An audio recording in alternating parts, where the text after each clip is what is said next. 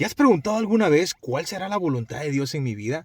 Mira este video que nos da un consejo práctico para descubrir cuál es. And one of the things I've discovered is that not only is discovering God's will not difficult, it's actually so easy that most people have done it without realizing it. Let me give you an example. Yeah.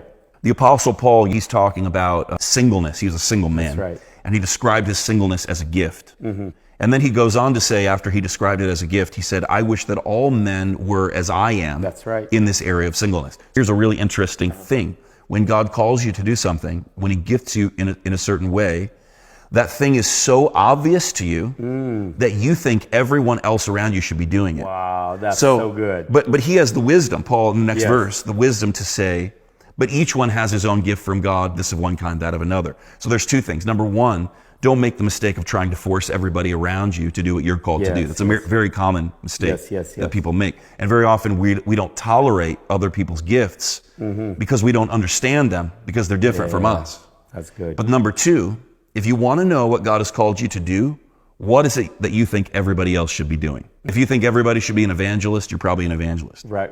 If you think everybody should be a pastor, you're probably a pastor. I love it. If you think everybody should have a benevolence ministry and minister to the poor or the orphans, that's probably what God has called you to do.